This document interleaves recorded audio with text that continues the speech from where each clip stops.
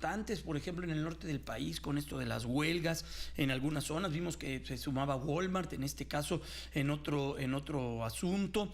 ¿Qué es lo que está haciendo? ¿Qué es lo que está realizando el gobierno de la República? Está en línea telefónica Jorge Sales Boyoli, él es socio director del Buffet Sales Boyoli, con este tema de la política laboral y sindical. Hablemos sobre ello, qué está impulsando el gobierno, los pros, los contras. Muy buenos días, licenciado. Gracias, buenos días y buen fin de semana. No cabe duda que estamos ante una nueva política laboral, social y sindical en este país. En la firma particularmente hemos analizado estas nuevas tendencias, creemos que son positivas, pero también creemos que es momento, después de casi 100 días de gobierno, de recalibrar, de detenerse, de mesurar muy bien las consecuencias de las decisiones que se están tomando. Estamos, y es la impresión un poco de los expertos en la materia laboral, ante un tsunami laboral donde están cambiando todas las políticas y se está sacudiendo de manera importante todas las estructuras. Me parece que hay aspectos plausibles, pero también hay aspectos que deben mirarse con mayor cuidado. Todo esto empezó, Jaime, con la aprobación del convenio 98 de la Organización Internacional del Trabajo en el mes de diciembre, los primeros días del mes de noviembre, perdón. El mensaje que se mandó es que venía una nueva forma de legislar, ¿no? El grupo parlamentario de Morena, sin necesidad de consultas, ni de mayorías, ni de nada, aprobó este convenio en el Senado, liderados por el antes prófugo de la justicia y hoy senador Napoleón Gómez Urrutia, líder sindical también de los mineros. Después de eso han venido muchas acciones que empezaron también con el incremento al salario mínimo, del que hacías mención en la introducción a esta conversación. El incremento al salario mínimo se dio dentro de los márgenes que desde hace algún tiempo venía anunciando el Banco de México. El Banco de México advirtió que se podía dar un incremento al salario en el orden de los 100 pesos sin trastocar la economía, y el incremento se dio más o menos en ese margen. El caso de la frontera, un incremento todavía mayor. En el caso de la frontera, he escuchado algunos análisis, he leído también otros sobre el impacto que tuvo ahí el salario mínimo, por ejemplo, con lo que se vivió en Matamoros hace muy poquito tiempo. Sí, vamos a ver, esto también lo advertimos nosotros con tiempo en la firma, cuando en cumplimiento de un compromiso internacional del TEMEC se hizo un incremento salarial en la frontera diferenciado al del resto de la República para tratar de ir cerrando la brecha salarial del salario por hora entre México y Estados Unidos. México paga por hora 800% menos de salario mínimo que lo que paga Estados Unidos por hora. Este es un tema de una hipoteca social y una deuda histórica de los empleadores mexicanos. Pero también es cierto que ha sido la forma en que México ha logrado construir parte de su atractivo como destino de inversión, con salarios bajos y con un sindicalismo a modo. En economía se habla del efecto faro. Y que lo que ocurrió en Matamoros fue justamente el efecto faro, que consiste en una reacción de los trabajadores que perciben más del salario mínimo, consistente en solicitar que el salario que ellos ganan, que ya es superior al mínimo, se ve impactado en un incremento igual al del salario mínimo. Entonces, esto fue lo que se presentó a nivel marginal en Matamoros. Los trabajadores de la maquila que ganan más del salario mínimo deseaban que su salario se incrementara en la misma proporción que se incrementó el salario mínimo en la frontera. Por supuesto que esto empezó a provocar una cascada, ¿no?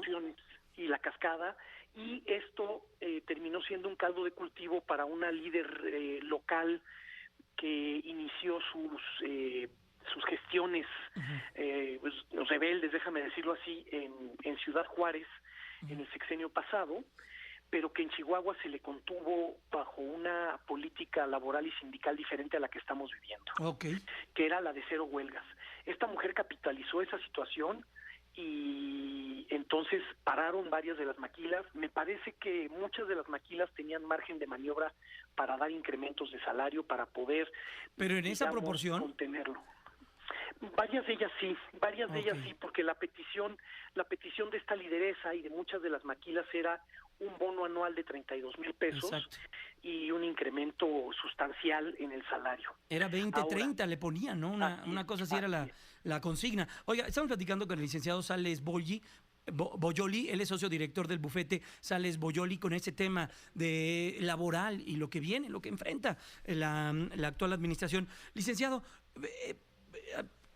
vemos que luego este tipo de triunfos o de batallas que se ganan en el corto plazo, pues son muy festejadas, celebradas, pero ¿qué tanto se le da viabilidad a las empresas? Porque no se convierten en triunfos momentáneos, y una empresa, al hacer números, al arrastrar el lápiz, dice, pues no me sale, me voy a tener que ir de aquí. Lo vimos, por ejemplo, en Matamoros. Sí, efectivamente, se corre el riesgo de que estas victorias se vuelvan victorias efímeras, como tú acabas de mencionar. Yo creo que con lo que se tiene que trabajar es con la productividad, con otro tipo de compromisos que permitan mantener de forma sostenida el poder adquisitivo. El incremento del salario mínimo es un mecanismo de ajuste para el poder adquisitivo de los que menos ganan, pero no debe ser una política que después mande mensajes equivocados. Como yo te decía, en Matamoros había muchas empresas que podían resistir estos incrementos, especialmente las empresas de la maquila norteamericanas, que tienen luego compromisos importantes que cumplir y cuyas penalizaciones por incumplimiento de la producción suelen ser más altas que dar un incremento. Pero el tema no es ese, el tema es el largo plazo, como tú acabas de mencionar, y el otro tema importante es el mensaje que mandamos como país a los inversores en el extranjero. Somos un país donde cualquier persona puede hacer un paro ilegal sin ir a un procedimiento de huelga, donde cualquier persona puede poner de cabeza una industria en la zona fronteriza. Yo creo que no mandamos un mensaje adecuado de tranquilidad a los inversionistas, y eso no es lo que necesitamos en una economía mundial que está entrando a una etapa de recesión. Creo que se deben cuidar los mensajes. Me parece positivo que los trabajadores puedan ejercer el derecho a ganar más. Me parece positivo eso, pero creo que se tiene que respetar los cauces institucionales y el Estado de Derecho si queremos mantenernos como un país atractivo para la inversión. Claro. Jorge, por último, la relación con las centrales sindicales. Veíamos lo que lo señalabas al principio, Napoleón Gómez Urrutia, con la posibilidad de armar otro sindicato. ¿Qué vida tendrá la CTM? ¿Qué vida tendrán otra dinámica laboral como se vivió con el Partido Revolucionario Institucional cuando estaba en el poder? Ahí, ¿dónde cambiarán las cosas y cómo será la relación de los sindicatos, de los empresarios y del propio gobierno? No cabe duda que se está reconfigurando la estructura sindical y estamos con una expectativa muy amplia de cómo se va a estructurar este nuevo sindicalismo. Hay aspectos que preocupan porque por momentos sentimos que es una regresión al régimen autoritario, es decir, pareciera que estamos viendo la versión, déjame decirlo así, la versión Morenian de la CTM de hace 50 años, ¿verdad? Pero por otro lado también el país y el mundo y la economía no es la economía ni el país de hace 50 años, ¿no? Entonces, mira, estamos optimistas, esperamos no ingenuos, en que esta nueva configuración del nuevo sindicalismo realmente fortalezca a los trabajadores, realmente se vuelva democrática, realmente los sindicatos rindan cuentas, se vuelvan transparentes. Creo que el Estado también tiene la obligación de renovarse moralmente y de recuperar su calidad moral. Llama la atención que el Estado en muchas ocasiones es el empleador más importante del país, le pide a los empresarios que respeten la voluntad de los sindicatos, que respeten los derechos de los trabajadores, y el mismo Estado, a la hora de estar haciendo recortes presupuestales y despidiendo personas, puede llegar a violentar derechos. Entonces creo que estamos viviendo tiempos muy agitados, en donde vemos con esperanza un nuevo sindicalismo, en donde de verdad quien salga beneficiado de esto sea la clase trabajadora, pero sin afectar la economía del país y que haya un equilibrio, ¿verdad?, entre los factores de la producción. Pues Jorge Sales Boyoli, socio director del bufete Sales Boyoli, gracias por ayudarnos y permítenos estar cercanos a ustedes. Vienen muchas cosas, seguramente vendrá una nueva relación, una nueva dinámica, y hay temas bien importantes como por ejemplo lo que está alrededor de las pensiones, una buena jubilación, todo eso que tiene que entrar el gobierno en algún momento, ¿no? Sí, vamos a estar en contacto con mucho gusto porque va a haber muchas realidades diferentes y nuevas en materia laboral y sindical. Muy buenos días y que estés muy bien. Hasta luego. Gracias, Jorge, que estés muy bien, muy buenos días. Blanca, antes